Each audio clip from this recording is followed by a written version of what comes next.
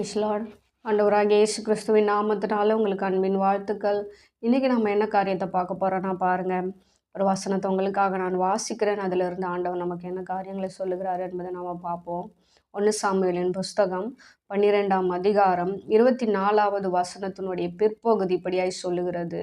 என்னன்னா, அவர் உங்களிடத்தில் எவ்வளவு மகிமையான காரியங்களை செய்தார் என்பதை சிந்தித்து பாருங்கள். ஆமென். வருடத்துல கர்த்தர் என்ன பண்ணியிருக்காருன்னா, நம்மளை கடைசி நாட்களில கொண்டு வந்திருக்கிறார். அப்படியே வாழ்க்கையில நம்ம திரும்பி பார்த்தோன்னா எத்தனையோ விதமான நன்மைகளை கர்த்தர் என்ன பண்ணியிருக்காங்க, செஞ்சிருக்கிறாங்க.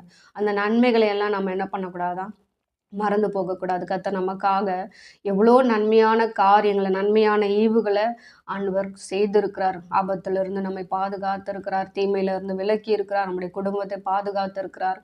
நம்ம வெளியே போகும்போதும் வரும்போது ஆண்டவர் என்ன பண்ணியிருக்கிறார், நம்மளை பாதுகாத்திருக்கிறார். இன்னும் நமக்கு ஜீவனை கொடுத்திருக்கிறார். ஒரு குறைவு இல்லாமல் தேவன் என்ன பண்ணியிருக்காங்க, நம்மளை வழி நடத்தி இருக்கிறாங்க. நம்மளுக்கு சாப்பிட்றதுக்கு ஆண்டவர் என்ன பண்ணலை, நம்மளுக்கு எந்த வித குறைவும் இல்லாமல், ஒரு குறைவு இல்லாமல் என்ன பண்ணார், அப்பத்தையும் தண்ணீரையும் என்ன பண்ணாங்க, ஆசீர்வதித்தாங்க. அந்த நன்மைகளை எல்லாம் நம்ம மறந்து போகாமல் நம்ம என்ன பண்ணணும், நன்றி உள்ளவர்களாக இருக்கணும். அதனால தான் சங்கீதம் 103ஆம் அதிகாரத்தில் நம்ம எப்படியாவது சொல்லுகிறோம், என் ஆத்துமாவே நீ கர்த்தர் செய்த சகல உபகாரங்களை என்ன பண்ணாத, மறந்து போகாது அப்படின்னு சொல்லிட்டு நம்ம என்ன பண்ணுறோம், சொல்கிறோம். ஸோ இந்த நாட்களில் நம்ம என்ன பண்ணுவோம், இந்த கடைசி நாட்களில் கர்த்தர் நம்முடைய வாழ்க்கையில செய்த நன்மைகளை எல்லாம் நம்ம மறக்காமல் இருப்போம்.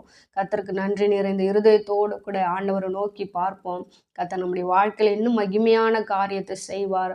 ஸோ நீங்கள் அந்த நன்றி நிறைந்த இருதயத்தோடு கூட நீங்கள் இருப்பீங்கன்னா கர்த்தர் இன்னும் அதிகமாக உங்களை ஆசீர்வதிப்பார் என்று சொல்லி உங்களை பிளஸ் பண்ணுறேன். நான் கர்த்தர் உங்களை ஆசீர்வதிப்பார்.